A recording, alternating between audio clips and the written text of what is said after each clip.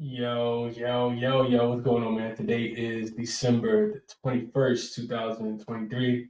It's your boy Chris, and this is the ChrisBeCappinn NBA show. I'm live on Twitter. I'm also live on YouTube as well, man. Do me a favor, as always, just hit the like button for me as you guys join. Helps out with the algorithm, helps out to get video out to more viewers. Also, highly encourage everyone to share the show with your friends, your coworkers, your family, all the good people in your life looking to try to make some money betting on the NBA. So we got a lot to get into today, man. Excited to break it down. But real quick, as I always do, first of all, let me just make sure my AirPods connected because sometimes my audio be tripping a little bit. All right, cool. It does say I'm connected to my AirPods on both sides, so should be good. Y'all let me know if I'm having any audio issues. What's up, Natasha in the chat? Prolific says I'm first to be here.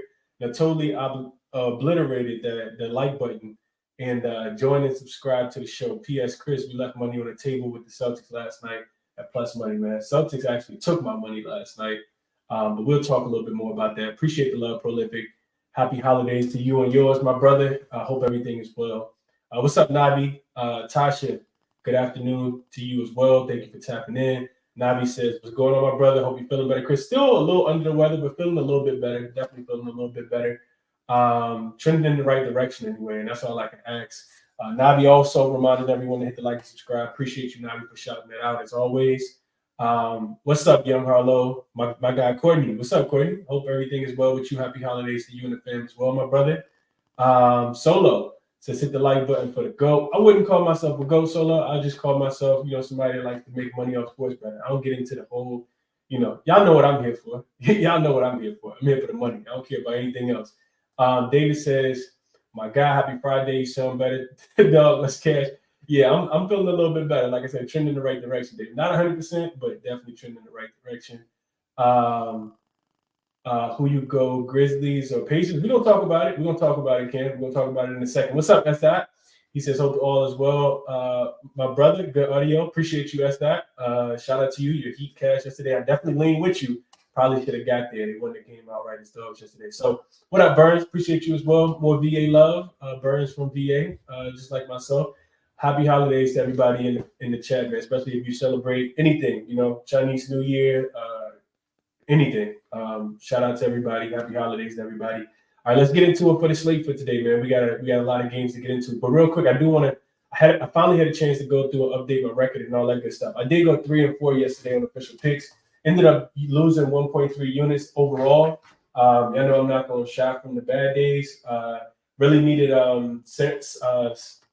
Sacramento last night for a positive day. What did we do yesterday? So we lost on Sacramento, even though it was the first play I gave out. That was a loser. Plus 1.5, still didn't even get there with them. They absolutely got smoked. Don't even really want to talk about that. The over did hit in the Heat and the Magic. Over 219 was a winner. Cavs first half, minus 3.5. I gave that out without the Donovan Mitchell news. They still go in there and cover the first half, even without Donovan Mitchell. Houston never really showed up until the third quarter yesterday. We might have to start fading Houston in a home game coming off a road game. I noticed the last 2 times I backed them when they're coming back home is when they typically struggle the most. So we saw some regression yesterday. I watched a lot of the first quarter and some of the second quarter as well, and they really just couldn't stop Atlanta from shooting threes. Atlanta was hot. I mean, they were hitting everything that they shot yesterday. Garrison Matthews, Trae Young, DeJounte Murray, those boys were kicking. They were hitting yesterday. I knew the first half and didn't have to stand a chance after seeing the first quarter. I think they scored 40 in the first quarter. Knicks and Nets over 233. That was another loser. I blame that one realistically on Bridges. Mikal Bridges shot, I think, 3 for 18, and we missed this by like 10 points. So absolutely should have gotten there. The Nets are really struggling. I thought that they would bounce back yesterday. Didn't really like them as a side, even though I thought they could win the game, but they literally just couldn't make a shot. I know a lot of it was foul calls because I did watch most of the game. They missed a couple fouls. Refs definitely missed a handful of fouls that they could have called, but the Nets offense is really struggling right now, especially against the Knicks. They don't defend the three-point line well. So that's that. Also, I was on Donovan Mitchell, who got ruled out yesterday. So I ended up taking Craig Porter Jr. assist at 8 at plus money and that was a loser. Even though he did get off to a pretty good start, finished with 6, just never really did anything after that. And then Timberwolves and 76ers, we won Philly first half minus the 1.5. That was a winner. So 3 and 4 yesterday, minus 1.3 units. But overall, I finally got a chance to put it up at the bottom. So it's been a lose day yesterday. We won the day before, won a unit. The day before that, we slightly regressed, lost just under a quarter unit on a 1-1 day, which was over the weekend. We won a quarter of a unit. The day before that, we lost a quarter of a unit. On Saturday, we had one of our best days in quite a while. We went 4-0 and gained 3.5 units on Saturday. So overall, right now, it's been a back and forth, which doesn't feel good, but I guess we kind of stand in the fight. We're not losing too many. And overall in the season, you guys see it at the bottom, 28.09 units is what it should say. Yeah, 28.09 units. My record is 136 and 106 on official plays, which equals out to about 56%. All my plays, of course, are tracked. And if you're in the membership, these are plays that I give to my YouTube members. That's just what they are right now. So hopefully we can kind of keep trending in the right direction, man. We were down and then we're back up. Well, we never were down. We came down some units. Trying to get up to about 40 units would be nice. Luka just got ruled out for tomorrow. That's interesting. I don't know if the line's out yet or not, but Luka being ruled out is pretty interesting for tomorrow. Let's see. With a quad injury, do we have lines for tomorrow? Real quick, hold on for a second here. Let's see if we got lines for tomorrow. I don't even know who they play, but I know Luka influences the line a lot. Tomorrow, Dallas, Houston is 2.5 point favorites. In the games in Houston. That line's gonna move. If you want Houston, I gotta look more into the game, but damn, I guess I shouldn't. Luka being ruled out tomorrow is big. All right, so anyway, I'm everywhere. Let's jump into the games for today. And like I said, hit the like button for me as you guys join. So first game up, we got Jazz, we got Pistons. Pistons now, crazy to think, man. This Detroit team is actually laying points at the crib right now, man. That's interesting. The way I kind of feel about so let's get into the notes for this game real quick. I'll tell you guys how I'm feeling about it. But it does set up for a Piston spot. I think sometimes you pull the trigger, you just live with the results no matter what, win, lose, or draw. This is a Detroit spot in my opinion. I'll tell you guys why. So looking at the Jazz, we know that we fade them on the road, which is what we did yesterday in the first half. You play them at home most times. They're 2-13 straight up on the season. So that's why Detroit has a chance to outright win this game. 2-13 straight up on the Utah Jazz. They're 4-11 against the spread on the road. Detroit is also a really, really bad team, as we know. They've lost a bunch of games in a row. And they're just 1-12 against the spread at home, 4-9. 1-12 straight up, 4-9 against the spread at home. Utah, second leg of a back-to-back. They're also 3-11 since the start of last season when they're playing on the road on the second leg of a back-to-back. Detroit, they've actually covered 4 of the last 5 head-to-head matchups between the two teams. So one thing I had looked up in this spot was non-conference, because this was when Detroit was actually a dog. Non-conference road favorites on the second leg of a back-to-back on a short spread where they're supposed to win the game by 3 points or less. 35-18. This was, of course, when Detroit was still a dog in this spot. I kind of feel it's a couple different ways. So you're going to have the people that's on Detroit today, and those people are going to say, if Detroit wins, they're going to say, it was the spot that you're supposed to take Detroit in. This is how it's supposed to happen. And then on the opposite side, you could say that, Detroit isn't necessarily, if they lose, you're going to say, man, who would ever put their money on the Detroit Pistons? So get ready for whatever side that you're on. That's going to change a lot. It's definitely going it's going to be heavily weighed today. I want to just check real quick the injury report, because there are injury implications in this game. I want to make sure I get them right for you guys. So on Utah, they did rule out Lauri Markkanen, injury management, Tyler Horton-Tucker. I actually wanted to play on Tyler Horton-Tucker assists in this game. He had 11 assists yesterday. I thought that it would be a good spot to take him against Detroit. The defense is pretty bad, but of course he got ruled out as well. Omer Yurtseven, Keontae George, and Jordan Clarkson all remain out as well. So You got Chris Dunn, you got Colin Sexton, you got Fontecchio, John Collins being put back into the starting lineup, and Walker Kessler. It still doesn't make me feel good to play Detroit in this spot. But like I said, Detroit's the only way I would look in this game. I think, just thinking about the Pistons, they're probably not going to win, like have an opportunity to win another game for quite some time. If you go through and kind of look at the Pistons' upcoming schedule, they got to go to Brooklyn on the 23rd, which is this coming Friday. Probably not a spot that they're going to win in, especially with Brooklyn coming off the losses. They're not going to be the ones to kind of overlook this team. You play Brooklyn twice, then you got to play Boston. Not an upcoming win. And if they do lose this game, they probably will end up with the longest losing streak in history. We talked about this last week, and I said it was Philly who had the longest losing streak in NBA history, and Detroit. If they'll win this game, they're probably going to be in that same boat. So how I would look to play this one, haven't gotten there yet. It's something that I actually would like to take Detroit as a dog and not as a favorite. But if I'm playing this game, I'm playing Detroit early. I think Detroit has we've been talking about this for a while, but Detroit in the first half is a lot better than Detroit for the full game. For some reason, they just can't put it together for 4 quarters. That's just how they've been, no matter who's in the starting lineup, no matter who's been outside of the starting lineup, right? Like with Bogdanovich in, with Jordan, with Jalen Duren out, it really just doesn't matter. So fourth quarter, let's just go look at this real quick. So fourth quarter efficiency. I just want to see fourth quarter efficiency for the Detroit Pistons to see if it, because this is something I meant to look at earlier and I totally forgot. I'm not going to take too much more time on this game, especially because I don't have an official play. But Detroit first quarter would be the top look for me in this game. Detroit first half would be the top look in this game. And that's primarily because, like I said, I know Detroit really struggles in the fourth quarter specifically. So Detroit's offensive rating in the fourth quarter is 26th.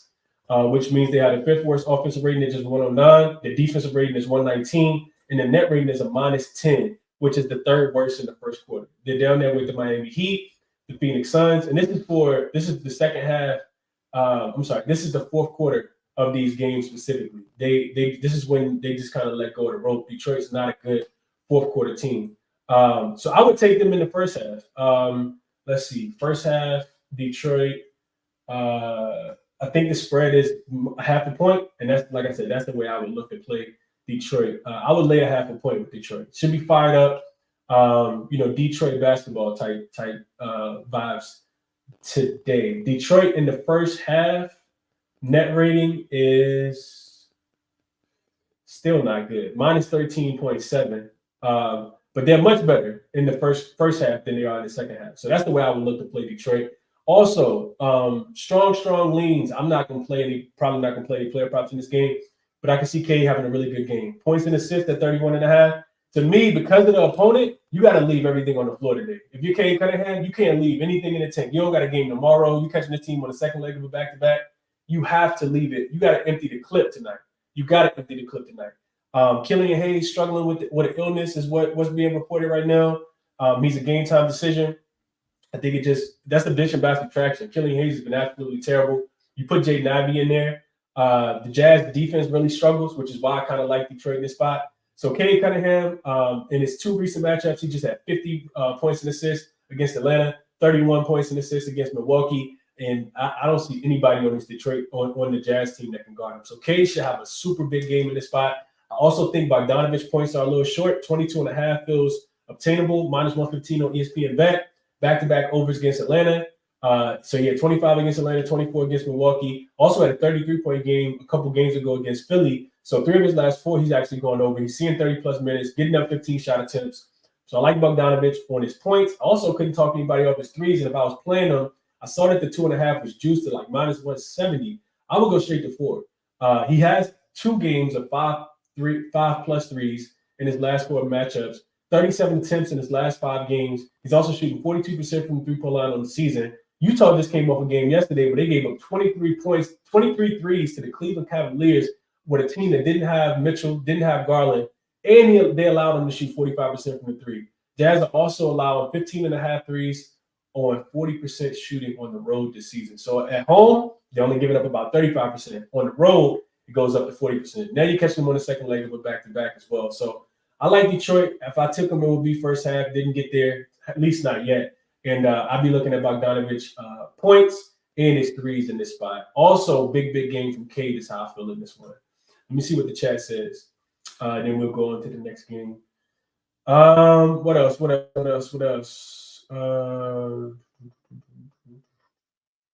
Yeah, Franklin, I agree. Definitely some value out there.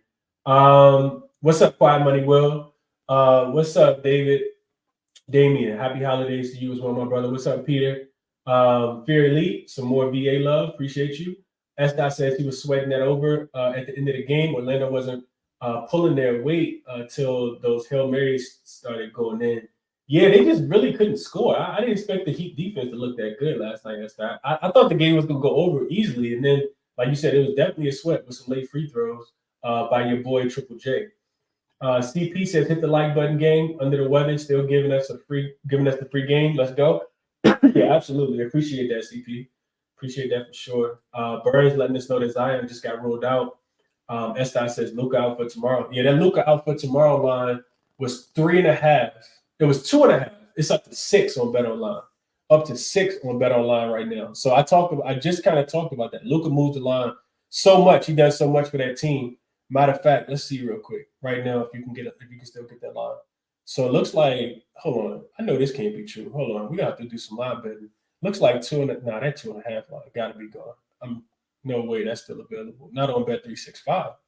Let's see. Let's check something real quick. Let's look at that line for tomorrow. Houston, off 3 straight losses now. Eventually they got to get it right? And you would think that they would without Luka being in there. I don't think Kyrie's slated to return. They may have just pulled the game completely off the board. Let's see. Yeah, they took the game completely off the board. You can catch some of these books slacking though, and I probably would have if I wasn't doing a show right now. I probably would have. I'm on OzJam with it all the time. So it looks like 2.5. So it's up to 4.5, 6.5. God, 6.5 on FanDuel.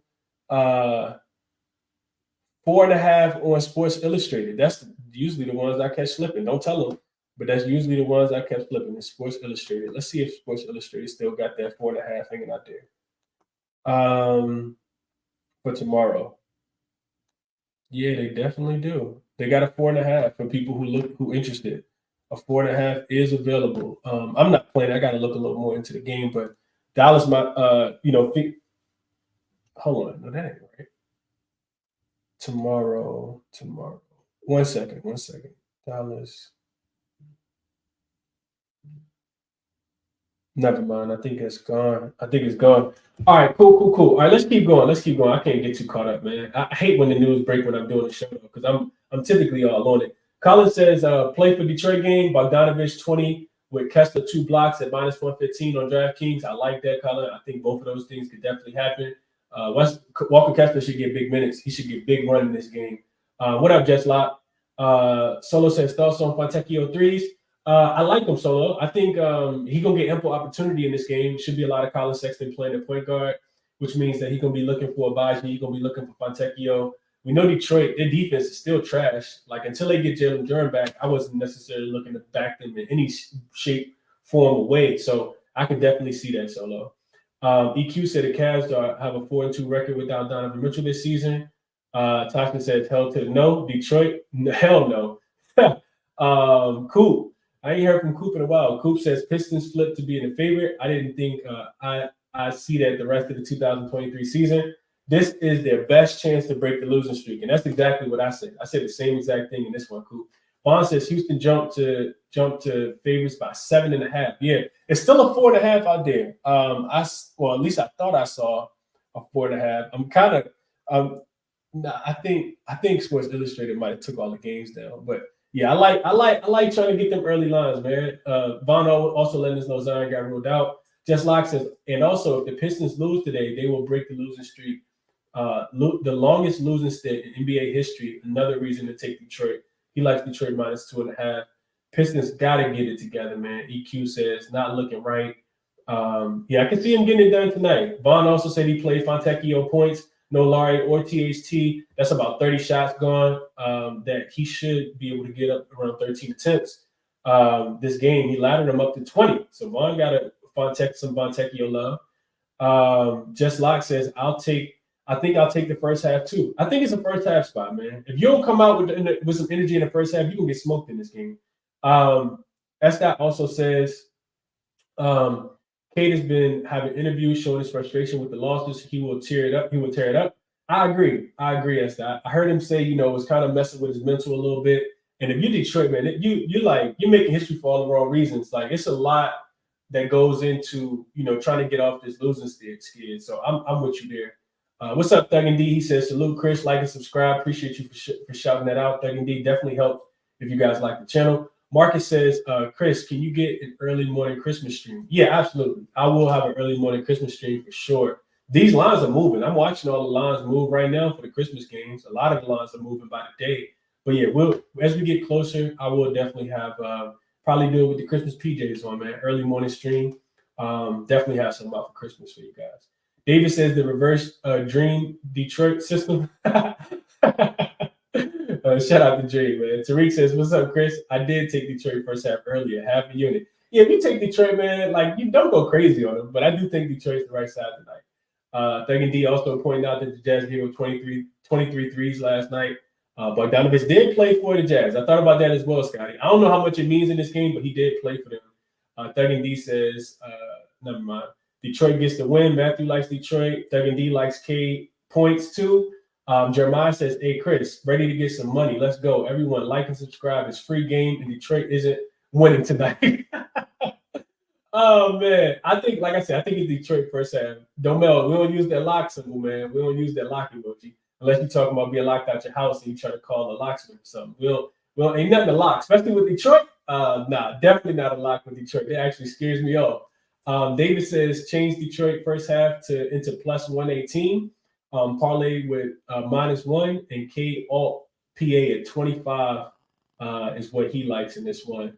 Damian, we're going to get to that game with the Grizzlies in the team total. Okay, cool. Definitely spent way too much time on this game, especially with the news breaking about Luka. So let's try to speed it up a little bit. Next game up, we got Cavs. We have, and let me get the injury report. I know you guys said that Luka was ruled out. Let me just update real quick. So let's see. Man, I need an assistant, bro. I do. Like, it'd be a whole lot easier. Let me just check real quick and make sure. So Sam Merrill now listed as questionable. He was the guy who went crazy from the three-point line. Jimmy Butler ruled out for tomorrow. Again, Killian Hayes a game time decision. Zion Williamson ruled out. Okay, I think that's it for today. All right, so cool. Let's do this with the Pelicans game. Hold on, what happened? Trying to pull my notes back up. Bear with me for a second. Pelicans game really just got thrown all the way off though with all the news, and that's one of the reasons why I didn't bet this game early. I thought that Donovan Mitchell would be back for this game because he missed yesterday, but whatever kind of sniffles he got, I guess it's the bad kind because he's still out. I thought he was gonna play yesterday. But yeah, he got ruled out early today. So let me go back to my notes on this game real quick, and I'll let you guys know how I'm kind of viewing this one, or at least what I have written in my notes. All right, so let's see. All right, so Jonas Valanciunas, I guess, is still listed as questionable. Herb Jones still listed as questionable. Donovan Mitchell, of course, ruled out. So I don't like the spot here for Cleveland. It's the second leg of a back-to-back for the Cavs. It's also a third game in 4 nights. And we got to remember, they did go to overtime with the Houston Rockets as well. So that's a terrible spot. Second leg of a back-to-back, third game in 4 nights.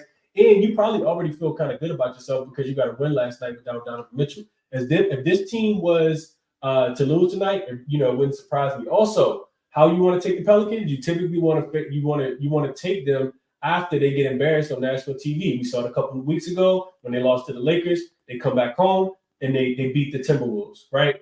It was Zion being overweight was the narrative. Now you just see them blow a 24-point lead to Ja Morant on national TV. Especially it was a super light night the other day on Tuesday night. They come into Memphis comes into their home and comes back after being down 24 points. So I think of course, the other side of me, and the reason why I didn't bet it was because I've been telling you guys for a while that, for at least in my estimation, the Pelicans, they don't care about these non-conference road games. I always tell you guys that, right? When they go on the road, we actually took them first quarter and first half against the Charlotte Hornets last Friday. And they didn't even cover the first quarter, but they ended up covering the first half. They didn't cover the full game, even though we didn't make a bet on that spot. They smashed the San Antonio Spurs, but that's the conference road opponent. Now you get them in this spot. I don't necessarily know, man. I think they are the better team, of course. I think they should bounce back in this spot. And you see the line coming back down to 2. To me, the Pelicans, when I think about the Pelicans, I always talk about them being one of the better first half teams. I think the Pelicans first half will be the spot in this game. But I'm going to just wait for all the dust to settle, let everything clear. Still need the news about Jonas Valanciunas and Herb Jones in this one, because that line could get a lot shorter if those guys are not playing. So those are my thoughts on this game. Didn't play any player props at all, and that's just the way I'm looking. I don't even see a comment in the chat on this game, so I'm going to keep going. Just Lock says, hate that Zion is out, but should get it done without him. Cavs are lacking important personnel to be able to compete with them. I took 2.5 last night for the Pelicans, is what Just Lock said. Okay. Yeah, the Pelicans are a better team. The Pelicans are definitely a better team. I'll tell you guys this as well. This is something that I'll actually pull up on the screen so you guys can see. I was looking at the Pelicans. I was looking at the Cavs specifically. So let's see. Team equals Cavaliers and Donovan. Well, actually, it was just Darius Garland. Minutes equals 0, and Evan Mobley minutes equals 0. So let me see if I can get this pull up. So this is what I wanted to show you guys. I'll just show you guys this real quick, and then we'll keep it moving on this game. Not gonna take too long on a game that I don't got to play on, but just kind of want to share a game with y'all. So on the screen right here, you guys can see that in the 3 games so far this season, this is not even with Donovan Mitchell. This is just with Darius Garland and Evan Mobley out. So I talked about yesterday liking the first half to go over in that game and the full game going over, but of course not liking it as much without Darius Garland, without Donovan Mitchell being in. The Cavs are actually 3-0 to the over for the full game, and you can see here these games are going over by 24.5 points. So the odds makers are setting these lines really low, but then they're going over. And these are the Hawks game, that's a poor defense. The Jazz game, that's a poor defense. The Rockets game went over due to overtime, but that game I think had already went over as well. So they're scoring more points than they're supposed to. I mean, you still got guys in there like Karis LeVert, Craig Porter Jr., Tristan Thompson actually has been playing a little bit better, and Jared Allen been doing a pretty good job as well. So I just wanted to kind of share that with you guys. They are 3-0 to the over and 3-0 straight up and against the spread in that spot, but that was not without Donovan Mitchell. And to me, it just kind of feel like they can run out of gas. Like I said, second leg of a back-to-back, third game in 4 nights, and they got the overtime game in there as well. Let's keep going. We got a lot more games to get into. Not going to take too long on that one. Already took too long. So Clippers Thunder is the next game that I have on the board for today. And I'm not sure. I guess the betting came up the right way. So this one actually opened at 4, I think it was. 4.5 yesterday. Total was at 230, 234, and it's up to 236 and a half. Spread's up to 6.5 now. So I want to say that is because Paul George was still listed as questionable. He was out yesterday with an illness. Kawhi Leonard also listed as questionable in this game. And we know Kawhi. Shout out to Kawhi, man. We owe Kawhi, a round of appreciation, round of applause, because he's actually been playing through those on the second leg of a back-to-back. I think they said he had played 22 games. It was the longest stretch that he had played, back-to-back without missing a game in quite a while. I can't remember how many years it was, but this to me is the Thunder spot, right? And I think the spread is getting bigger because it's telling us that Kawhi probably not going to play in this spot, and it makes a lot of sense. OKC is the one team on the slate for today where you really don't have to question who's going to play and who's not. And I think that's big on a day when everybody's kind of up in the air, at least on one side. SGA, Josh Giddey, Dort, both Jalen Williams, and Chet Holmgren is all going to be out there. This is not a good spot for the Clippers. So a couple things that I have written in my notes. PG being listed as questionable is one of the reasons why I kind of stayed off of this one. Because if he comes back, that's going to give them a little bit more energy. But I really just think it's just a Thunder spot anyway. Clippers are 9-1 straight up and 7-3 against the spread in their last 10. steadily improving on the road. Now their road record is up to 6-7. OKC, one of the toughest teams. I didn't even realize they had the second best record in the Western Conference behind Minnesota. I knew they were up there, but I didn't know that it was that strong. OKC is the second best team in the Western Conference. 9-4 straight up, 7-2 against the spread. They've actually gone over their team total, I want to say, at every single home game outside of 2. This is the second leg of a back-to-back, third game in 4 nights for the Clippers. Hard-fought win last night against Dallas. For anybody who's watching that game, they let Dallas come back after gaining that big lead in the first half. I wouldn't say let them came back, but Dallas, made it interesting. So they had to almost, exert a lot of energy late in that game. Kawhi had to literally put him on his back and, get a couple baskets late. He also got fouled pretty hard by Grant Williams as well. They also got Boston on deck on Friday, so not the greatest spot for the Clippers either, even though they have been balling. OKC, more rested team here. They're coming off a 19-point win against Memphis, and that was on Monday, so they didn't have to travel. That game was at home. They actually have at least their next 5 games at home as well. They actually take on my Lakers on Friday. So the way one thing I looked at was I was looking at home favorites playing a conference opponent that's coming off a win on the second leg of a back-to-back in the third game in 4 nights. Those teams are 112, 79, and 3 against the spread. That's 58.6%. And the Thunder, they're also 10-5 to the over when facing an unrested opponent since the start of last season. So the Thunder and the Kings are the teams that go over on the second leg of back-to-backs. It's the way I typically is what the numbers tell me. So since the start of last season, the Clippers only 2-11 straight up, 5-8 against the spread, 8-5 to the over when they're playing unrested, and also on a third game in 4 nights. So this is the spot where you typically want to fade the Clippers on. Since the spread has gotten so big, I think the way I would play this game is I would play OKC team total to go over. It's on my card, haven't bet it yet. This season, home favorites facing a conference opponent that's unrested, that's also playing on a third game in 4 nights, that's also coming off a win. So you're not as keen on getting a win in this spot as you were because you're coming off a win. 12, 1-1 to the over in this spot. Makes a lot of sense because the Clippers defense not being, we shouldn't see the best version of the Clippers defense tonight.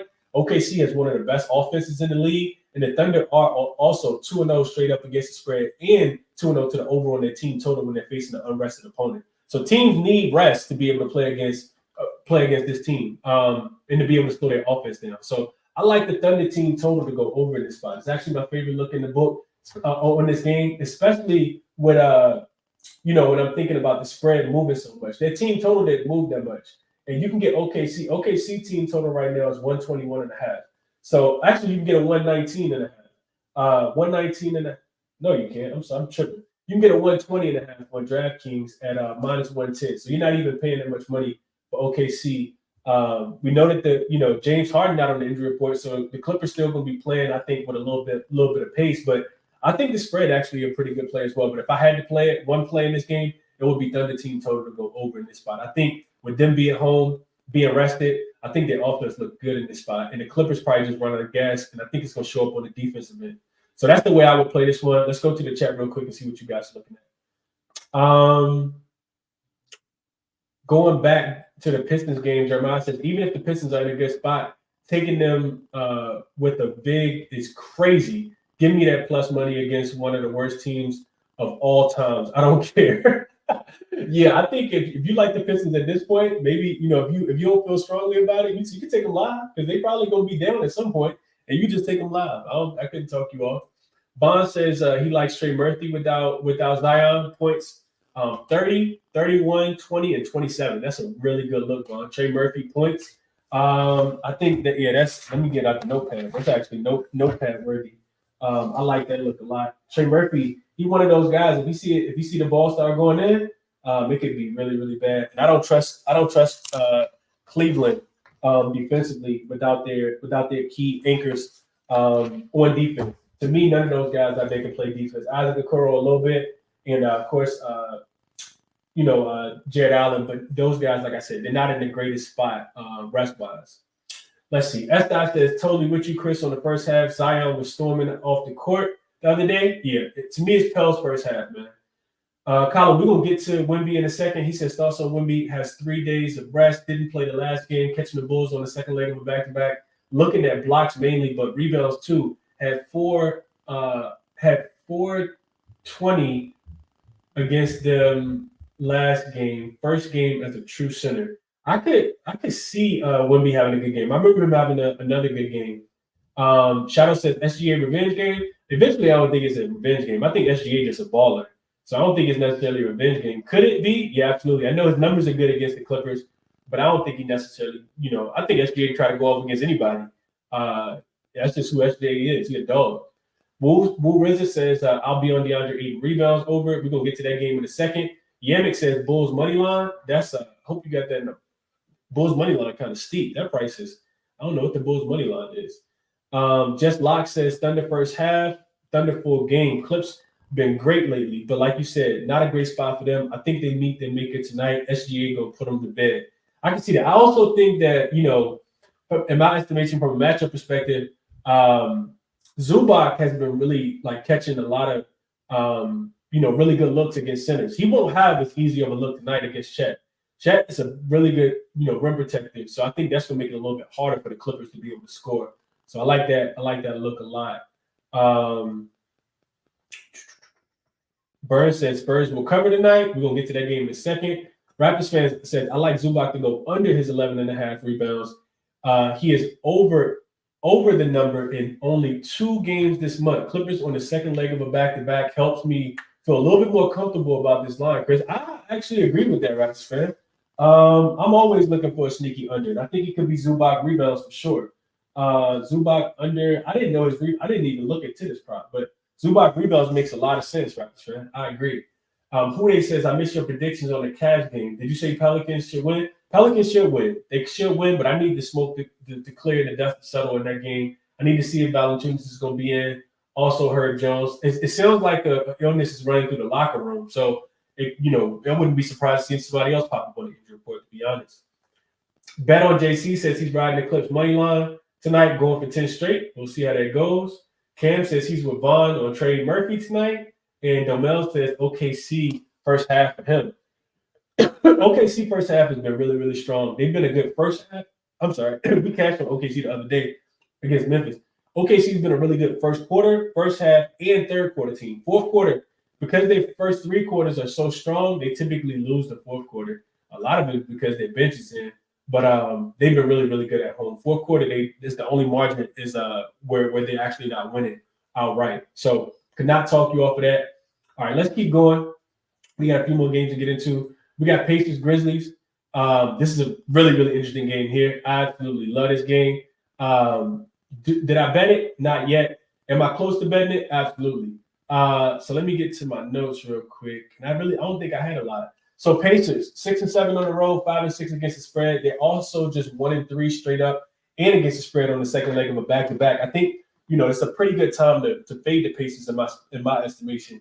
They're 3-1 to the over in this spot as well. I talked about it yesterday. Rick Carlisle wanted to kind of change up their rotation, was looking for some defensive guys. They actually held the Charlotte Hornets under their team total yesterday. I think Charlotte scored 113, and they ended up blowing them out.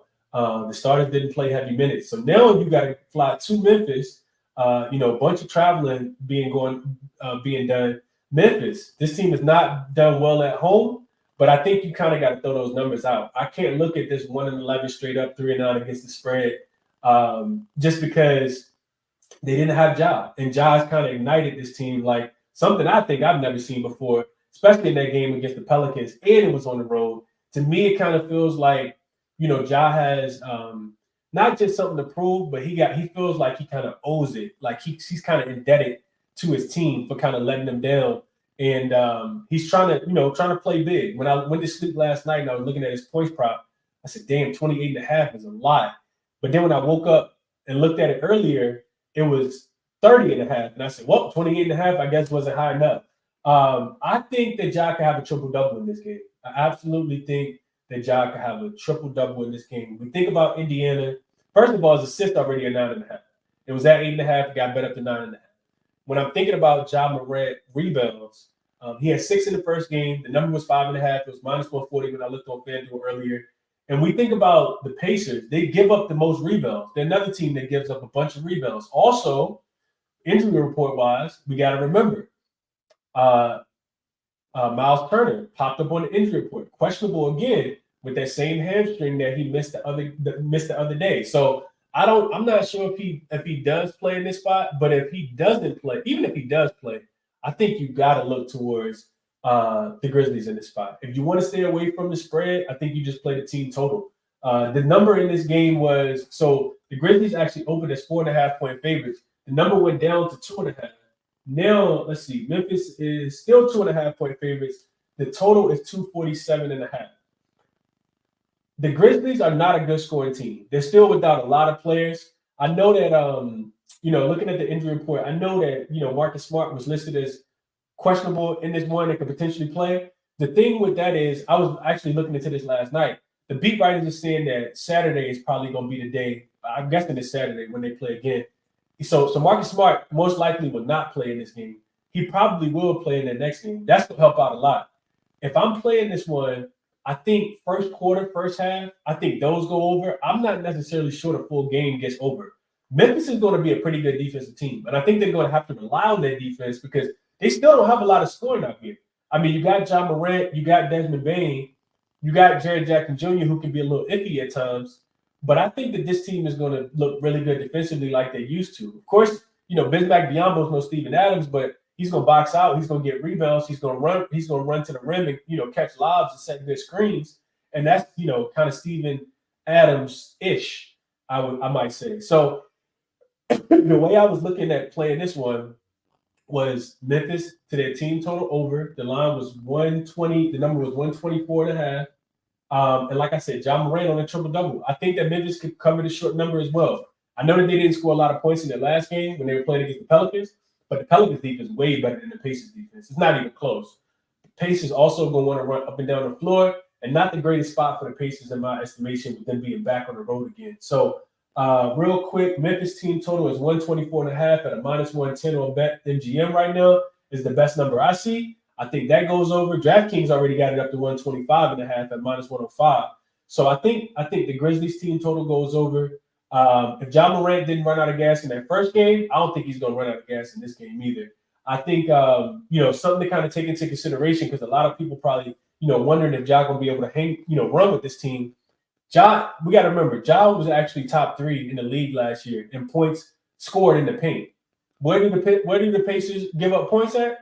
In the paint, right? That's where Giannis killed them at. That's where Anthony Davis killed them at. So John Morant coming down the lane, catching a couple bodies a night would not surprise me at all. He's going to put a lot of pressure on the rim. He was doing it against Valanciunas the other day. And they have nobody like Valanciunas on that team. Like I said, I like Ja triple-double in this spot. I like his, I think his rebounds and assists, go over as well. I think he turns up in this spot. And I think Ja probably doesn't do as much when they start to get some of these other guys back. But I like Ja in this spot tonight. I like him a lot. I like that team total to go over.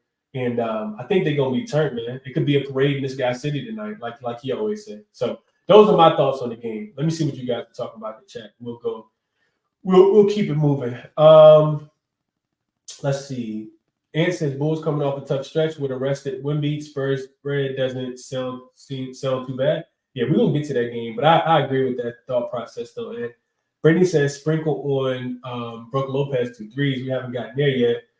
Coop says Ja going to put on a show first game back home. Took his points, rebounds, and assists at 44.5 earlier this morning. I think so as well. Love that, Coop. Absolutely love that. Yeah, I'm on the turmeric and honey as well, just like appreciate you, man. Appreciate you. Nah, Ja going for 40, Shadow says. Vaughn says Pacers give up 132.5 on the road this season. I took Grizzlies team total over. Don't know who goes off for the Grizzlies, but I'm sure someone will. That's kind of like my same thought process as well. EQ says Pacers in trouble. One team trending up, other team trending down. It's all good, Justin. It's all good, man. Justin said you're running late. All good, my brother. Just Lock says, I'm not going to lie. The energy is back, but who thought that he was dropping 30 in his first game? I look at this as being a letdown spot for Memphis. I don't love it, but I took the Pacers on the money line. We'll see how it goes, Just Lock. We'll see how it goes. I'm definitely leaning the opposite way, but I haven't put the bet in yet. Real DJX says they back at the house. They about to turn up. Coop says Ja first quarter points at 5.5 is not a bad look. I agree. I absolutely agree there. Raptors fan says Ja Morant over 5.5 boards. My favorite line for this game. I absolutely love that as well, Raptors fan. I think he does a little bit of it all. And I also want to say this real quick. So the other day, the Clippers were playing against the Pacers, and the Clippers were actually on the road. And if you guys were watching the show live, as soon as Miles Turner got ruled out, I said, man, I know that this team total is high because the Clippers team total was 124.5, 125. I said, but I think they're gonna get to that. I think they're gonna get there. And they absolutely did. It was easy. They scored 150 points in the spot. So what I'm saying is if Miles Turner is ruled out, just go jump on that team total. Get you some Christmas money. It should be pretty easy. And I'll never say anything too easy, but that should be pretty easy. Miles Turner means a lot for that defense when you think about who else they have to be able to protect the rim. Not a lot of people can protect the rim at all on this team outside of Miles Turner. Just Lock says, oh, okay, points in the paint is tough, and they might be without Miles Turner. Absolutely. That's the logic I'm using. Kilon says the Grizzlies are having a parade for Ja tonight. Literally. We'll see how it goes. Daniel says, don't care about the money coming in on Indy. Money came on against the Celtics last night, and I smashed the first quarter and first half team total. Memphis first half and the over 121.5 is he's putting those together. So total over and Memphis in the first half plus 250. I could see both of those happening tonight, Daniel. Estes says Pacers win. One guy not changing everything right away. We'll see, Estes. We'll see, man. I don't think it's necessarily just Ja. I think, the Grizzlies defense going to be there. The energy going to be there. It's not a good spot for the Pacers. Not a good spot for the Pacers. And Estes also says Miles Turner is building a wall in Legos. Yeah, so that means that wall not going to stand the test of time. Vaughn says, if I'm looking correctly, Grizzlies have 62 in the paint versus the Pels last game. That is insane. So imagine what they're going to do to this team. Also was looking at for Vince Williams props. I didn't even see his lines listed, but he's going to be the guy that's going to get all the open shots when they do double Ja Morant, if they chose to double him or not. So yeah, those are my thoughts on the game. We got to keep it moving. Magic and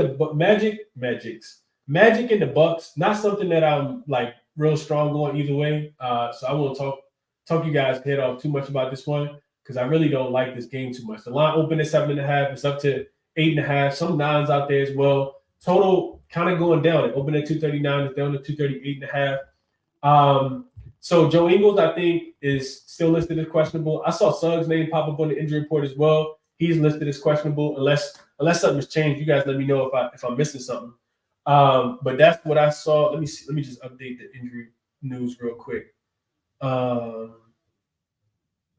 Yeah, I haven't seen anything else about these. So Orlando, 6-6 against the spread on the road. This team is actually regressing a little bit. 5-7 straight up. 0-3 against the spread and straight up in their last 3 games. This is the second leg of a back-to-back with travel as well. The Magic, 2-5 straight up, 1-6 against the spread, losing by an average of 10 points since December started. Outside of the lonely win that they got against, well, not lonely, but one of the wins that they got against Detroit. I took that one out because everybody beat up on Detroit. So this team is actually starting to regress. They're 5-2 to the over. And they've only held the Celtics under their team total in their first matchup when they played, the second matchup when they played, and they did hold the Mavs under their team total in that spot as well. I'm looking at this Bucks team. I didn't get a chance to watch the game too much. The Bucks game against the Heat too much until the end yesterday. But Orlando's just, I'm not sure if it's trying to get Wendell Carter Jr. integrated back into the lineup or what it is. But I don't want to take the points because I feel like they're in a pretty bad spot. But 9 is a lot, so I do think if I'm laying or taking, I think I got to take the points with the Magic. The Bucks are 15-2 straight up at home, but they're also just 7-8-1 against the spread. They're 8 straight home game versus the 8 straight home games. With the Pacers in-season tournament game in between. So not a spot you necessarily want to fade them in, but this is the last game before they play in New York. They play the Nets on Friday, and then they play them again on Christmas. It's also a revenge game here. Orlando did beat this team 112-97 on November 11th. I don't know if it's a difficult game, man. It's a real difficult game. I think if I had to lean, I would lean towards the over. specifically towards the Bucks team total to go over, just because the Magic not in the greatest spot defensively. Like I said, second leg of a back-to-back. They're kind of regressing a little bit in that spot, and the Bucks offense has been absolutely on fire. They've gone over their team total in 7 of their last 8 games as a home favorite, averaging 134 points since they beat the Knicks down in the in-season tournament first round.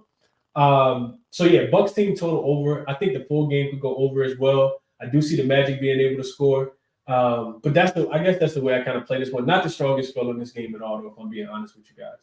Let me see what y'all said in the chat before we keep moving. I'm not going to want to stay on this game too long.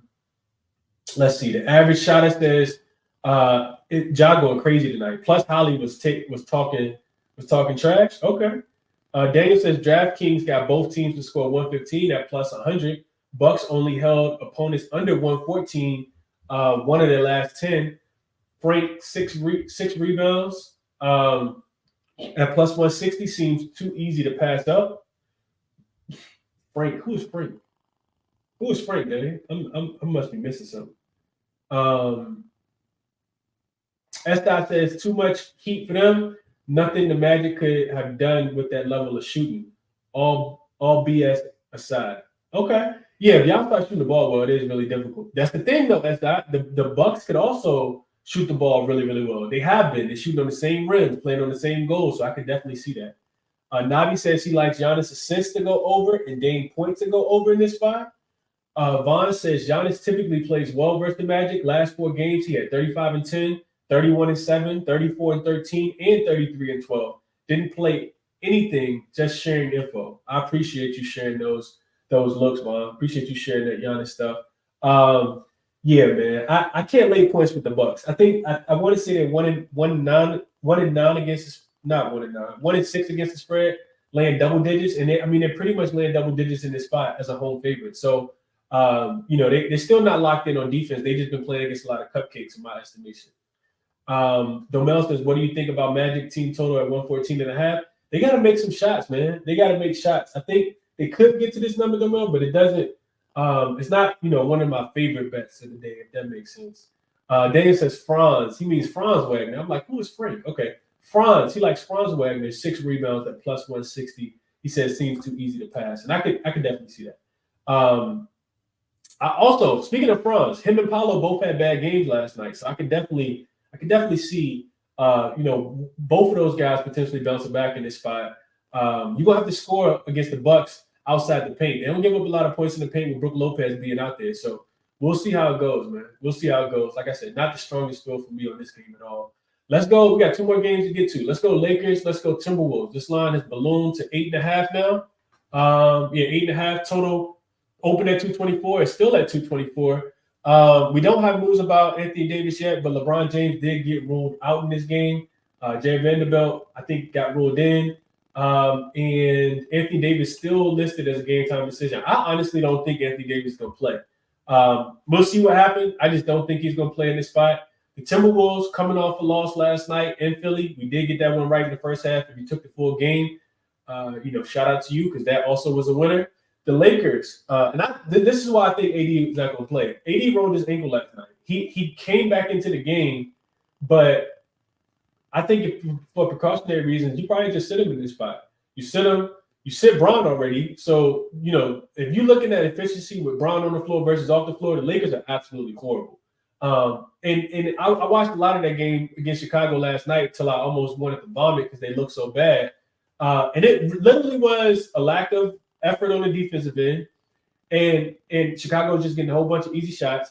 But it's crazy because it really played off of their offense. The Lakers have not been able to shoot the ball well. I talked about this yesterday.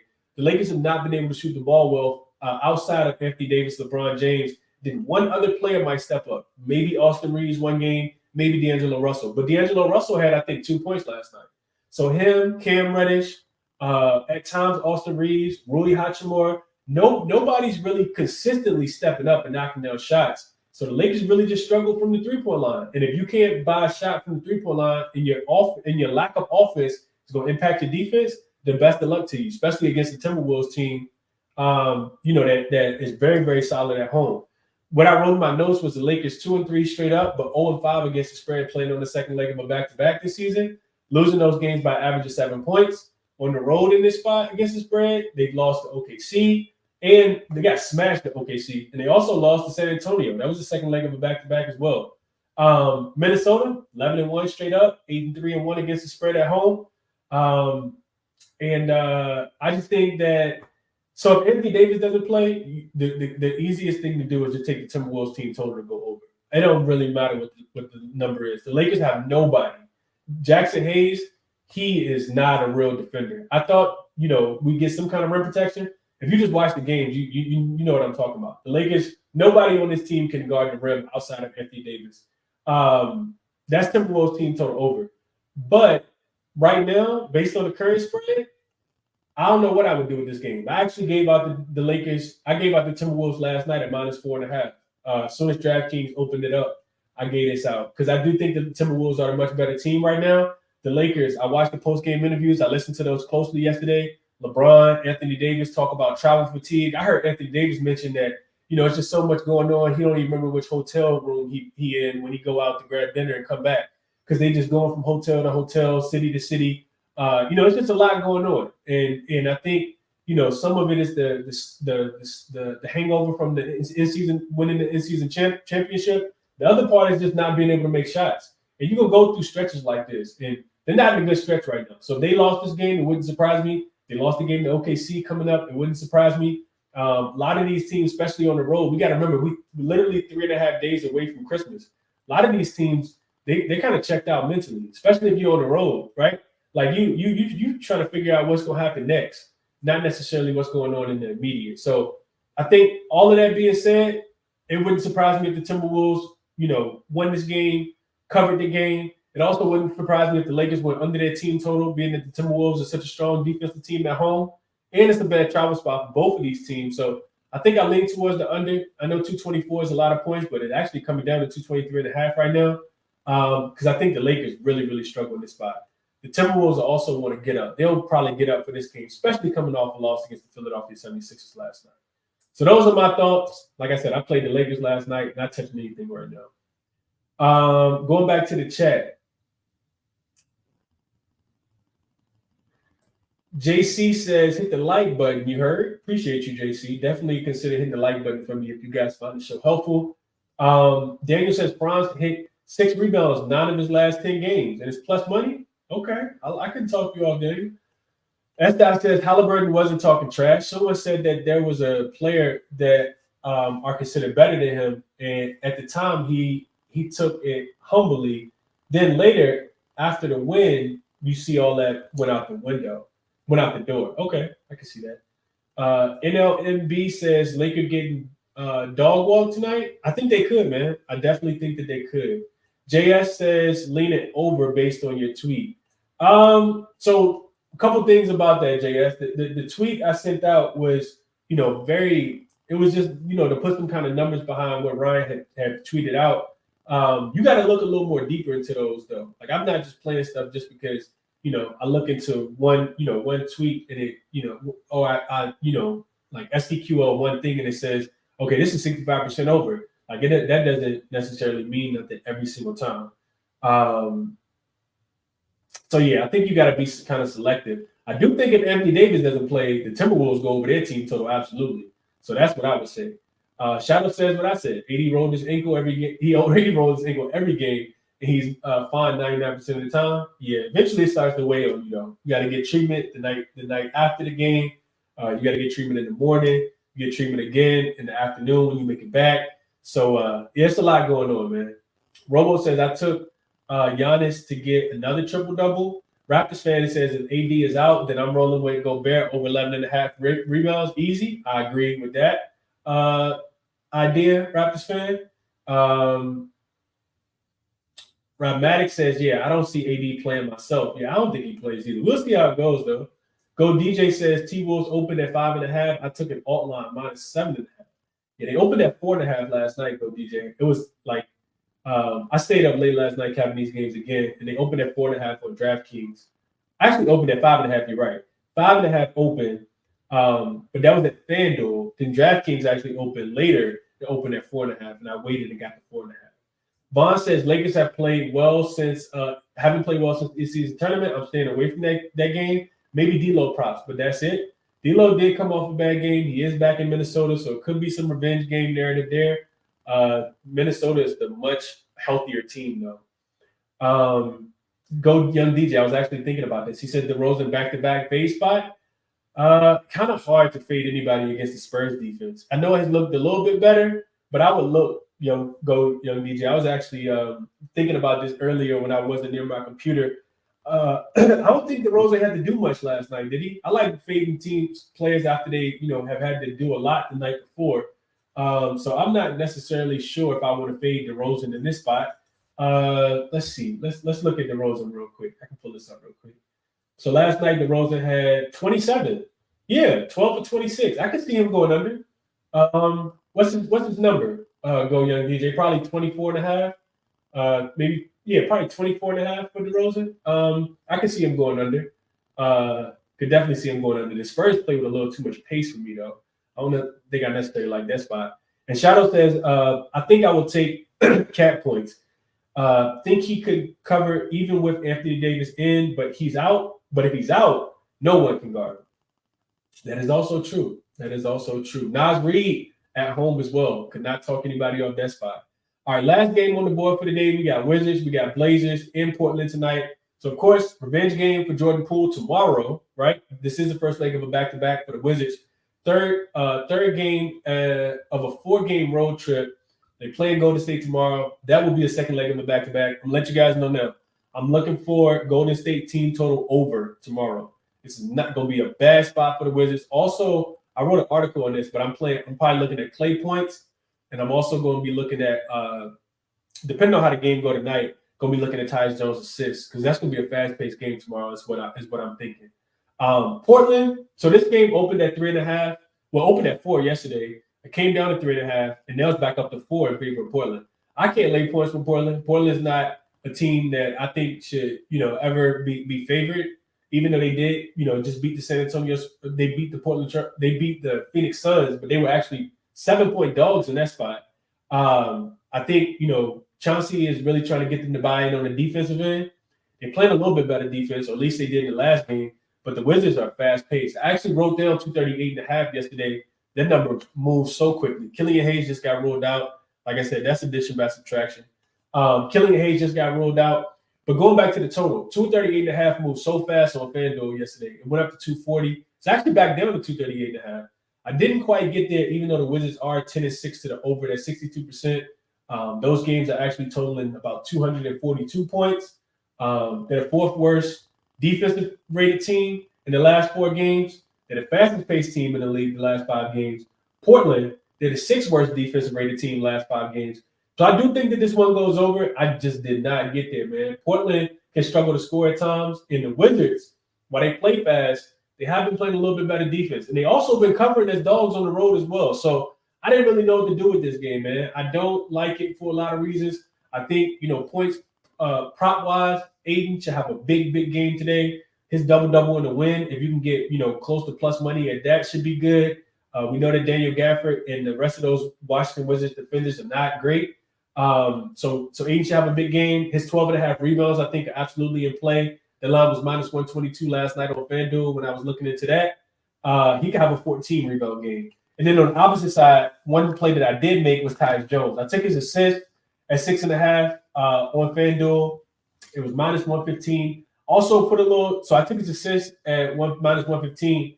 I put 1.15 units on his assist in this spot to win a unit.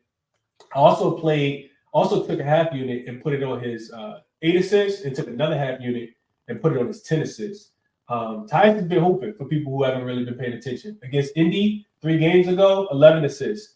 Against Phoenix, 11 assists in his second to last game. And in that game with Sacramento, he also had 9 assists. So, he has 29 assists.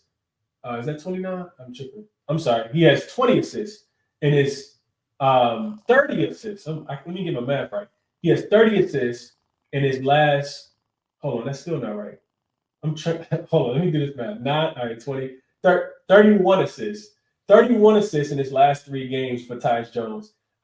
Potential assist numbers are off the roof, and it feels like he's kind of finding his footing. I know me and Dream talked about this before the season started. His average, I think, was supposed to be 5.5, and we liked it as a season-long prop. It's taken him a while, but it does feel like he's been the guy that really stepped up. His minutes have been a little more consistent. He's kind of been the head of the snake for this team, just getting people in play, throwing some oops to Daniel Gafford, finding the shooters, Denny Avdia, Corey Kispert, Jordan Poole, Kyle Kuzma. So I like Tyus in this spot, man. Like I said, I played his assists. I laddered his assists. And that's the way I chose to play this one, to stay away from the side. Still think this one could go over, but 238.5 feels kind of right. It does feel kind of right, which is why I didn't want to force an over in this spot. Minnesota line moving to 9. Let me see what you guys are thinking about in the chat for this one. Shadow says he liked Kobe White over tonight again. He said, I'm not fading someone versus their old team. Yeah, I can see that. Scotty says, you can play Kobe and DeRozan both to score 20 at -115. Vaughn says, I didn't think I'd see a night where you could lay points with Detroit and the Blazers in the same night. I didn't even cap this game. I'm with you, Vaughn. It's a spooky night when you got the Pistons and the Blazers, combined having like 7 wins as favorites on the same night. That's absolutely crazy. CAC React says, how you like Anthony Davis under 27.5 points? I got to see if he plays. If he plays, I don't necessarily. He could have a big game against Rudy Gobert. He also gonna get all the usage without LeBron being there. The offense could run through him. So I don't think I really have a strong opinion. I would need to look a little bit more into it. Don't let me talk you one way or another. Daniel says this game stinks. I'm sprinkling Aiden 5 rebounds plus 2. Hold on, what? Sprinkling Aiden 5 rebounds at plus 260 and 6 rebounds at plus 550. Oh, in the first quarter. Okay. So Aiden to get 5 rebounds in the first quarter at plus 260 and to get 6 in the first quarter at plus 550. That actually might not be a bad look at Pete because he typically plays the whole first quarter. Shadow says Anthony Simons, he could absolutely, he got the most value in this spot in my estimation, especially with no Shaedon Sharpe being there. I think he's coming off a game where he didn't shoot the ball well from the field. Could definitely be a big Anthony Simons night tonight for sure. T. Jones says, Coop says, love the T. Jones look. Love that he seems more involved in the offense in the last 3 games. I agree. I definitely agree, Coop. Hopefully he come through for us in cash, man. Tasha says, Chris, what do you think about Timberwolves first half -3.5? Yeah, I would look at Timberwolves first half -3.5. 3.5, you can get a 3.5 for the first half. The line is at 9. The first half should be like 4.5, 5. And Circuit actually got it at 9. Did we get injury news that I didn't see? Let's see. That's telling me that Anthony Davis probably not going to play, which wouldn't surprise me. I don't see it on the injury report, but that line being moved to 9.5 is telling me probably Anthony Davis is not going to play in this spot. Navi says he's all over Kobe White threes again. And Go Young DJ says, can't believe Caruso cooked up last night. Yeah. It don't surprise me, man. He was just making shots. So I'll tell you guys what I have written on my short list that's still playable right now. So the plays that I did put in, the one that is playable is the Tyus Jones look. Like I said, I played Tyus Jones assist at 6.5. OKC. These are the 2 plays on my short list that I'm probably gonna end up playing. OKC team total over 121. I think that number's still 121. Let's see. Yeah, over 121.5 on FanDuel at -118. I think is the best number I see. And then Memphis team total over 124.5. That number is available on FanDuel at -112. I'm sorry. Yeah, FanDuel -112. Those would be my 2 top looks of the day. I also played, like I said, I played Minnesota last night at -4.5 and Jones. Also, look, this is so for long shot, people that like to hear long shots, if you're listening on Twitter, you might want to turn the volume up. So put a sprinkle on this, like a 10th. Giannis will be available. A tenth of a unit, 15th of a unit. Don't go too crazy. No more than 0.2 units. I think Tyus Jones could get a double-double, and John Morant could get a triple-double together. When I looked at it last night, I want to say it was like plus 61,000. Tyus Jones of the Washington Wizards to get a double-double. He has two double-doubles in his last 3 games. He missed the last one by 1 assist. And John Morant to get a triple-double in the same game. Like I said, it was like plus 61,000 last night when I looked at it. Those are the looks that I like today. Send me a request if y'all got anything y'all want to share real quick before we get up out of here. We get guys to be added. Let me go back to the comments real quick. Let's see. Game Day Jay says, Chris, what do you think about Ingram tonight? Assists and rebounds. He was off by 0.5 last game. This game Zion is out. I think you might be able to. I couldn't talk you off Game Day. He also says Ingram 1.5 rebounds first quarter. A good look. At minus 115. I don't really have strong opinions on that Game Day, Jay. I do think that Trey Murphy, gets the usage. I couldn't talk you off Ingram, but I think Trey Murphy gets the usage with Zion being out, is what I would say. Cap React says Bucks win margin 1-10. Vaughn says since Levine has been out, last 10 games, Bulls are averaging 118 points offensively, 7-3 straight up with a win margin of 4.9. And +9 in their 7 wins, all by 6 or more points. I looked to that as well, Vaughn. He said Bulls dominate in the second half in those games, averaging 63 points versus 55 in the first half. I also looked into that as well. Not in the greatest spot tonight, though, Vaughn. But I couldn't talk you off. Coop says, small look ahead for tomorrow. Warriors, rookie Trace Jackson Davis had a tweet saying, y'all will regret it, I promise you, after getting traded by the Wizards, then traded to the Warriors. So we got double revenge narrative tomorrow. Jordan Poole and we got Trace Jackson. It's going to be interesting to see how many minutes Trace Jackson gets because he wasn't necessarily in the rotation 5 or 6 days ago. And then, of course, everything happens with Draymond. They're looking for some energy off the bench. And I don't know if Looney got in foul trouble or not, but Trace Jackson came in and really had a huge impact in that game the other day. So I'm interested to see how much he stays a part of the rotation, Coop, and if we actually even get his line. So we'll see. John C says throw Cade in there for a double-double as well. I did. It's so funny you said that, John C. I actually looked at the odds with Cade in there as well. It's like, I don't really know about that one, man. So not official, but I did play John Morant triple-double with Tyus Jones double-double. You can add Cade double-double in there as well. He could definitely go for 25 and 10 tonight against this defense. Vaughn also says all 10 of the Spurs losses on the road are by 6 or more, allowing 122. Also, 8 of those 10 allow 118 or more. Bulls team total is 117.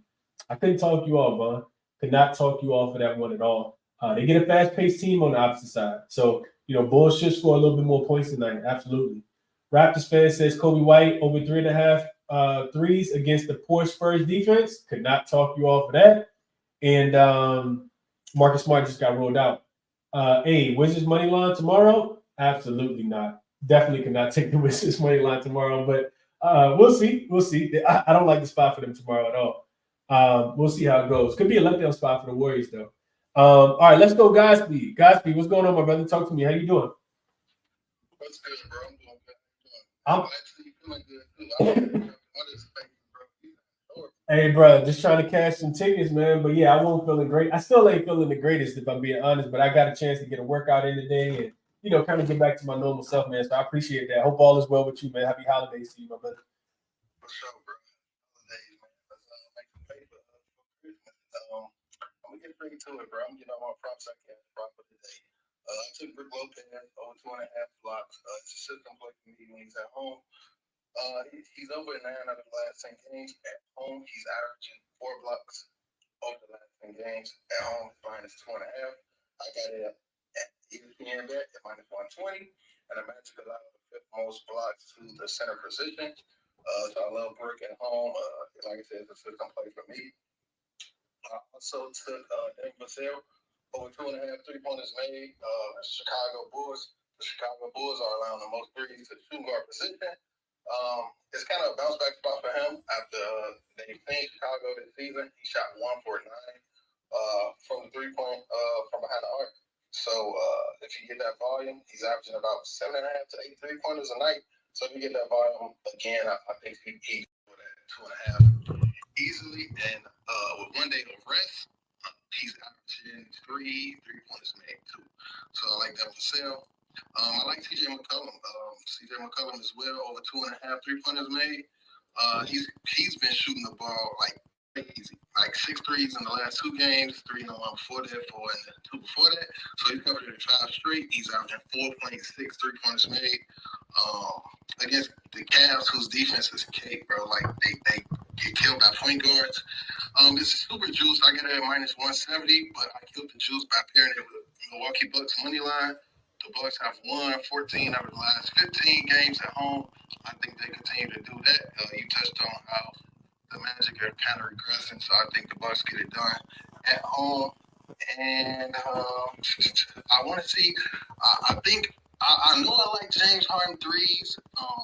I know he's on a back-to-back, but on a back-to-back this season, he's still averaging 3.5 3-pointers made. You know, we got Kawhi and Paul George injured.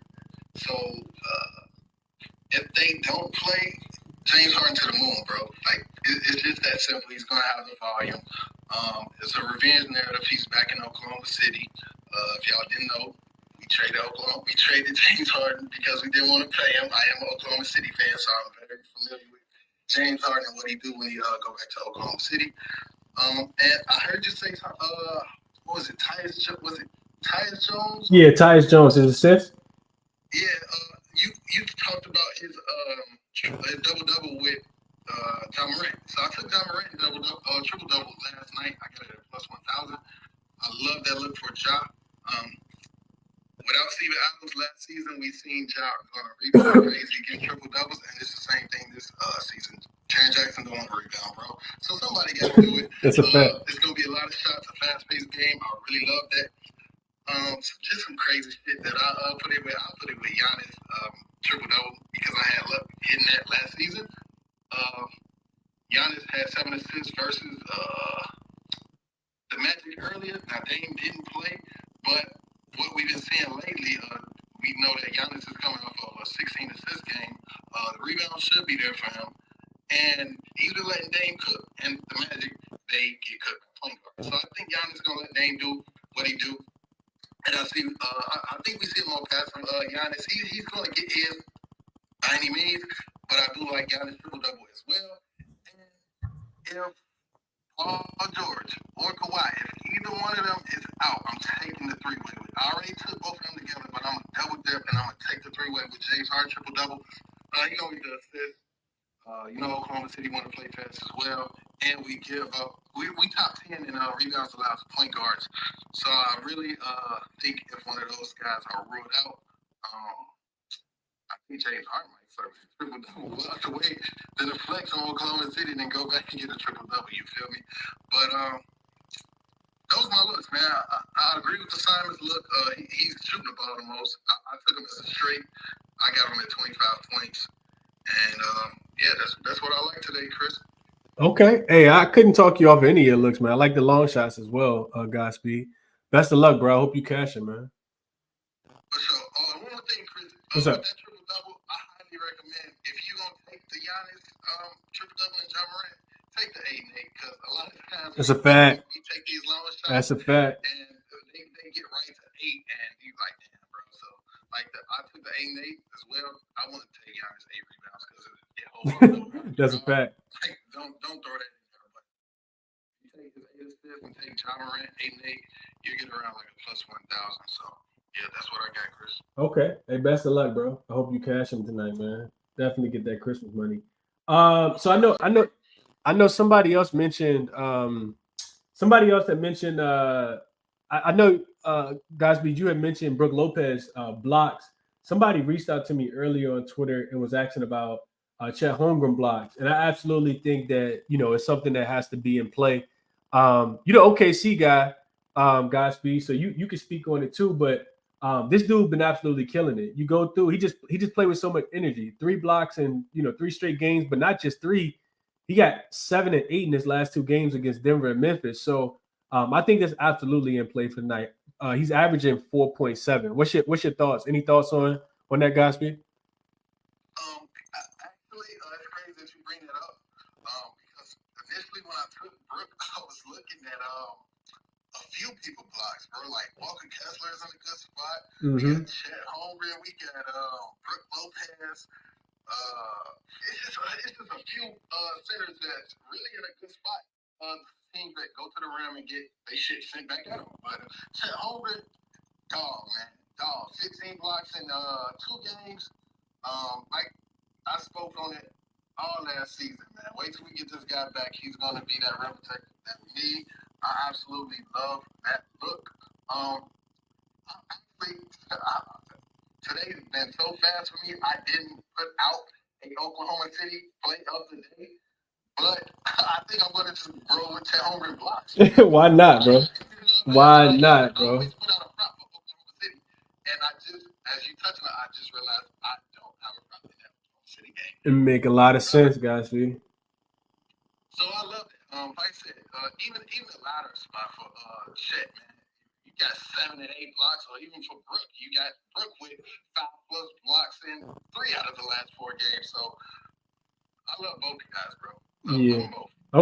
Okay. Yeah. So Chet got 2, like Godspeed said, 2. I'm sorry, 15 in his last 2 games, 7, 8. But even outside of those, he had 3 the game before against Sacramento. I'm just looking at his game log for December. So in December, he's played 7 games so far. He's over 3. He has 3 blocks or more in 6 of those 7 games. And the game that he didn't get it was against the Jazz, and he had 2 blocks in that game. He only played 25 minutes in that game as well because of the blowout. But yeah, every other game he's played more than 25 minutes and 25 minutes or more, and he has at least 3 blocks or more. So I like that. I might end up adding that, Godspeed. I might add that. Let's kick it to my guy, RC. What's up, RC? Long time no talk to, my brother.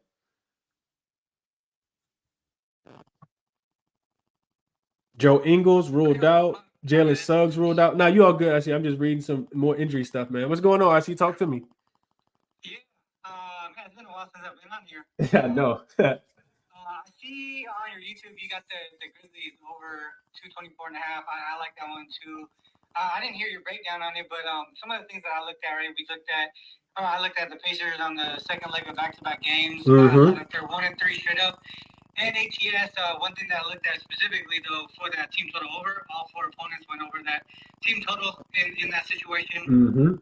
If we look at recent form, just minus the Hornets, because we know the Hornets have been struggling offensively since LaMelo's been out. I think the Hornets have been under their team total on like 6 straight or something like that, or 5 of the last 6, something like that. But if we look at other teams other than the Hornets game, everybody else went over their team total, 5 straight opponents before the Hornets game.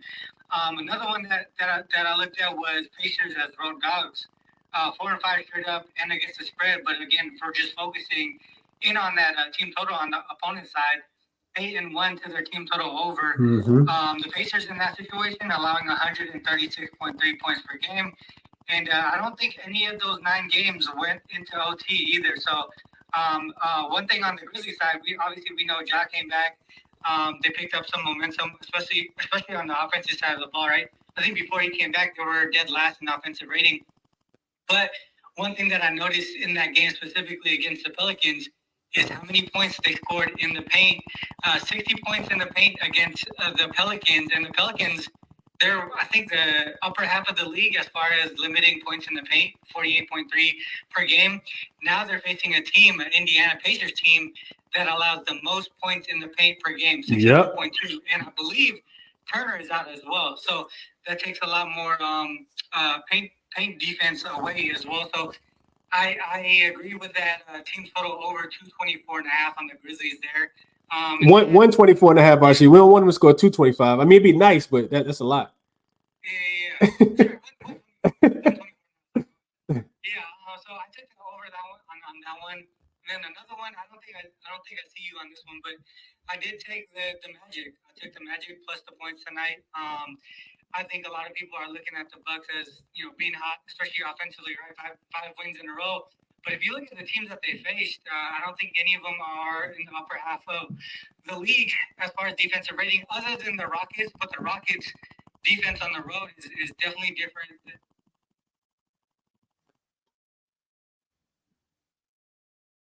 Well, the last time they faced a top 10 defensive rated team was against the Nuggets.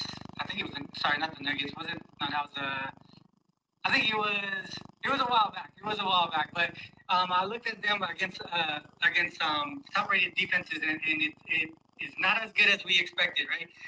They allowed and the Bucks defense themselves is pretty bad. They've allowed 7 straight opponents to go over their team total. One thing that is a negative on this for the Magic is that they're on the second leg of back-to-back games. But for me, I looked at it from a matchup perspective, and I think they match up well against the Bucks here. What I looked at was the Magic against lower tier defenses.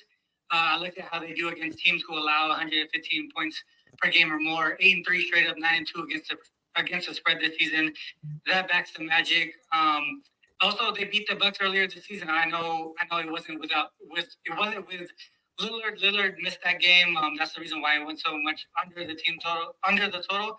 But I think the other thing that I looked at was the Bucks here, 2-7 against the spread as favorites of 5 or more against teams whose average pace is less than 102. So these lower pace teams, they struggle to get comfortable with them, right? Like they don't get their rhythm going the way they normally do against teams who are a little bit quicker, just like they are. So uncomfortable pace, Magic do well against bad defenses, obviously, but so that's the reason why I went with the Magic tonight. Okay. I mean, that makes a lot of sense to me. See, I will say that, like you said, they've been beating up on some cupcakes for sure. Man, the Magic, I don't like the spot they in, RC, but I think the Bucks could be in a worse spot just because they're about to go on the road. So I agree with you there. Best of luck, bro. Hope you cash, man. Also, real quick, since RC spoke, Keldon Johnson got ruled in, Kawhi got ruled out, Paul George got ruled in, Devin Vassell got ruled in, Victor Wembanyama got ruled in as well. So we got some, and Joe Ingles got ruled out.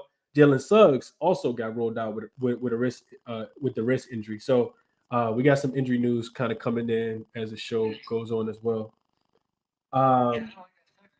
Yeah, that's going to hurt the defense for sure. I think. Go ahead, Archie. What you gonna say? One thing on the Kawhi news too, the Clippers news. I was reading earlier one of the best on-ball defenders this season. I think he was like allowed offensive shooting percentage with like at least 100 shots defended or something like that. You know who the best defender is in that situation? Russell Westbrook. Which is crazy. Right? I think I heard some people say, without PG, without Kawhi, the defense is gonna, take a dip. I actually think it's not gonna lose as much as we expect, and also their offensive efficiency is probably gonna struggle too, right? I know they might be a quicker paced team, but efficiency wise, I think their field goal percentage is probably gonna take a dip, in my opinion. So I was actually looking towards the under in that situation. Yeah, it makes a lot of sense. RC. Okay. Hey, RC coming in, dropping the nuggets, man. I know you don't get a chance to grace the show too often, but we appreciate you being here, man. Shouting out all the plays and giving the insight, man. Yeah.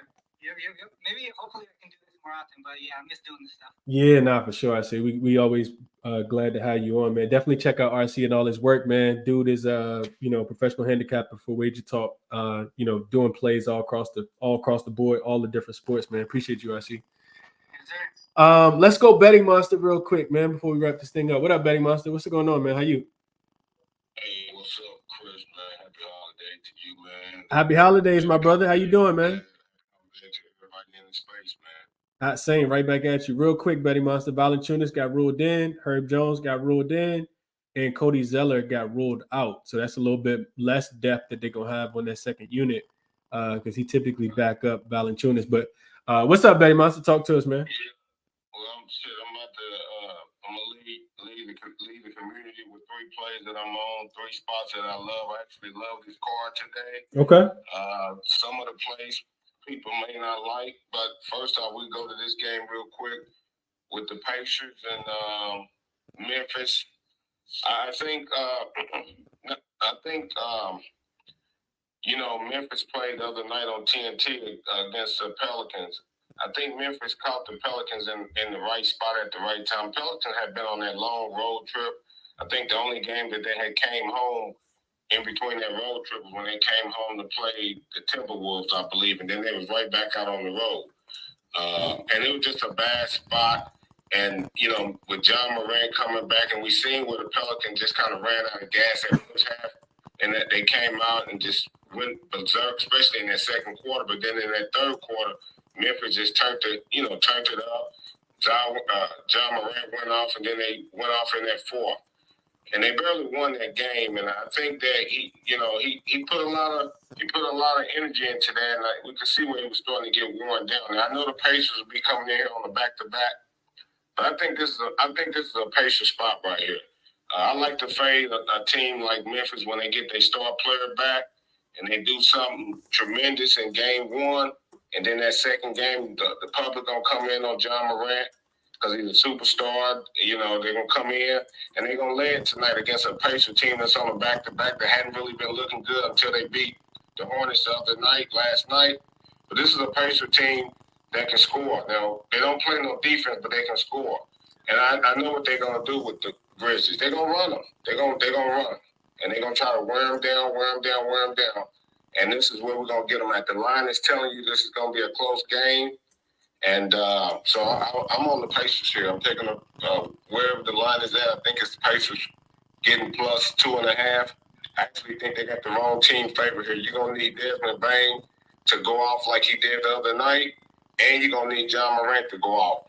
And I think John Morant have a poor performance game tonight, and that's going to keep the Pacers right here to either win or cover.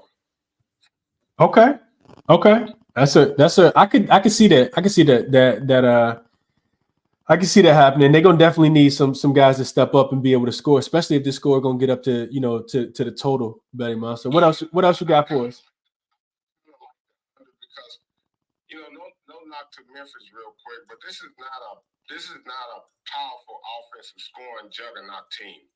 I mean, it's just not. This is not the Clippers or any of those types of teams. This team is not. I mean, if Ja don't go off and Desmond Bain don't go off, the Pacers can run them. I mean, Buddy Hield, all these guys, they can run them. So Halliburton, I mean, they can run. So I like the Pacers. Another spot that I'm on tonight. I think somebody was just speaking about it in the community. But I'm on the other side, but I'm playing it a different way. And this is Milwaukee Bucks. Listen, this team has turned it on.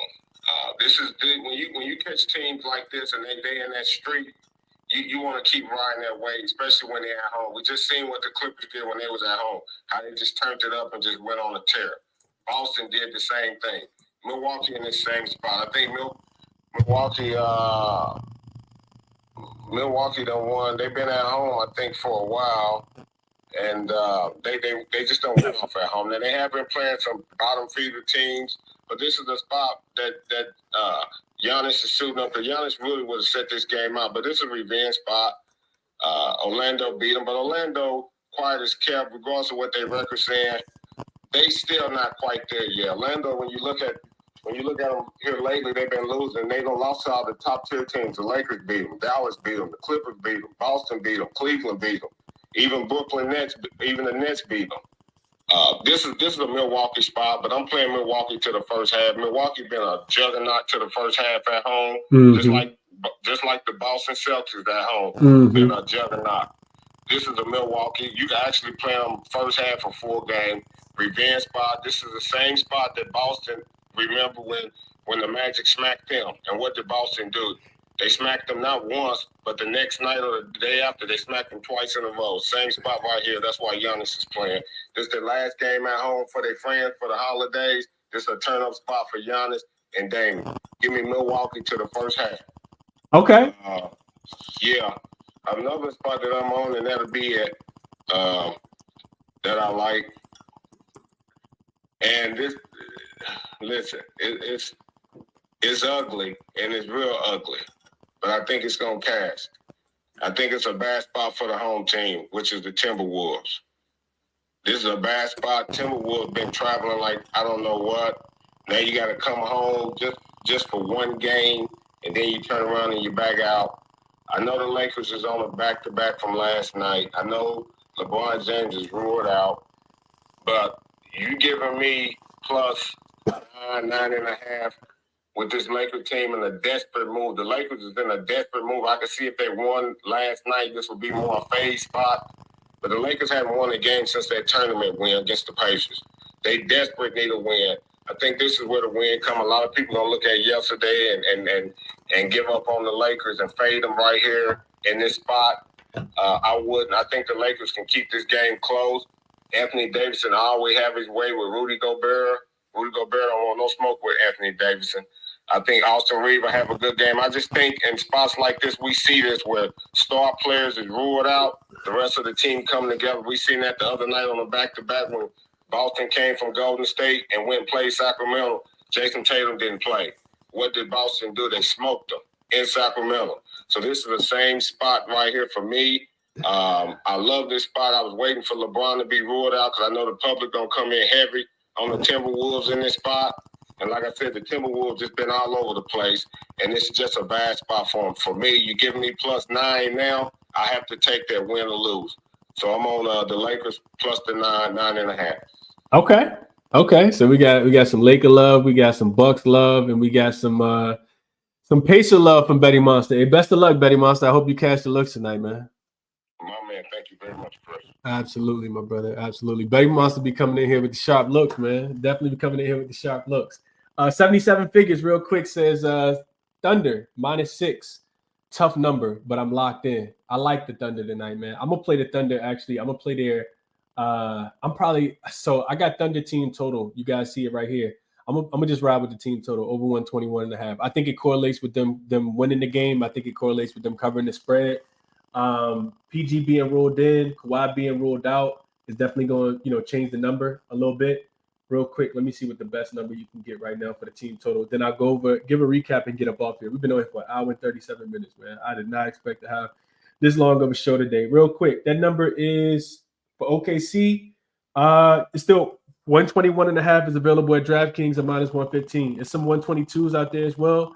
But to me, it just correlates to OKC being able to cover. Like I said, this is the only team, one of the only teams on the card today that does not have, they don't have an injury, right? Like, and knock on wood, like, nobody's on the injury report. So we'll see how it goes, man. We'll see how it goes. OKC will be team total will be an official play for me though. 1.15 unit to win 1 on DraftKings. I like that look a lot. And then, like I said, the other plays that I played. I did take the Lakers. I did take Minnesota. I took them last night when they were -4.5. Hopefully, it's not too much of a letdown spot. You look at the efficiency numbers with LeBron on the floor and off the floor, should be an easy win for Memphis. We'll see how it goes, though. So we'll see how that goes. I'm also on Tyus Jones. I took his assist, lighted him up to 10. Small sprinkle there. And then OKC team total over 121.5. Memphis team total over 124.5. Because even if Memphis loses, I do think that they are able to score in this spot. RC came in and gave out all the numbers that I had already kind of talked about. So if you join early, you got to hear my breakdown. If you join late, you got to hear his breakdown. But a lot of the same points on Memphis to be able to score 125 points in this spot tonight. And if Miles Turner gets ruled out, man, this might cash in the first quarter. I might have to add something if Miles Turner gets ruled out because we see how bad that defense is without him the other night when they play against the Clippers. So, we'll see how it goes, man. And like I said, small sprinkle, just like 15th of a unit on 15th of a unit, 0.2 of a unit on Ja Morant triple-double parlayed with Tyus Jones double-double. So I misspoke earlier. I'm glad who was it? I think it was Steve that called me out on it. It wasn't plus 61,000. My fault, Steve. It was plus 6,100 for that double-double. And I built that out on FanDuel. I actually put Ja Morant 10 rebounds with his 10 assists and Tyus Jones 10 assists with his 10 points. So that's the way I chose to play it. Or I think you could just go in and put Tyus Jones. You can just click the double-double button for him. I want to say it was like plus 600. So we'll see, man. We'll see how it goes. Best of luck. We do have a small slate for tomorrow. I don't think it's a lot of games tomorrow, but we'll get into those games. It's 6 games for tomorrow. So we'll talk about those 6 games tomorrow. Best of luck to everybody tonight, man. Enjoy the games. Hit the like button for me on your way out. And I appreciate it as always, man. Best of luck tonight on your action. I'm out.